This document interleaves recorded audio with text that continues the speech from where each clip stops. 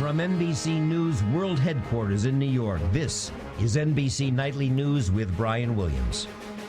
Good evening and Merry Christmas. I'm Tamron Hall, and tonight for Brian, we began with the crowds gathering at hundreds of movie theaters across the country for a big Christmas Day opening that almost didn't happen thanks to a cyber attack that exposed some of the biggest secrets of a powerful Hollywood studio and cyber threats that nearly derailed the release of The Interview. But Sony Pictures reversed course. The controversial movie is now out, and tonight reaction is pouring in from across the country and from North Korea. NBC's Hallie Jackson starts us off tonight from Los Angeles. Hallie, good evening.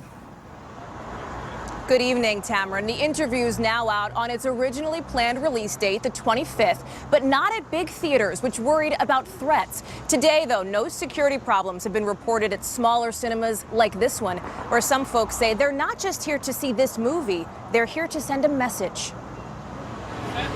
This Christmas Day opening did not involve traditional presents. It's a gift, you know what I mean? Just to see what all the hoopla was about. It wasn't the most Christmas thing we did, but it was the most American thing we did. From LA to New York, audiences lined up at more than 200 independent theaters for The Interview. Support free speech. At one sold-out screening, a midnight surprise. The movie's co-director and co-star Seth Rogen with an adult beverage and some adult language. If it wasn't for theaters like this and for people like you guys, this literally would not be happening right now. Sony pulled the film last week after a message claiming to be from the hackers that threatened large theater chains planning to screen The Interview, which features a plot to kill Kim Jong-un. President Obama appears pleased about Sony's change of plans. I'm glad it's being released. North Korea is not. A diplomat told the AP North Korea calls the release an unpardonable mockery to the dignity of our supreme leader. And on the streets of Pyongyang, predictable outrage after the U.S. pinned Sony's cyber attack on North Korea. 저는 이렇게 생각합니다. Unfounded rumors, according to this woman. Today, Russia is sympathizing with North Korea, calling their anger quite understandable.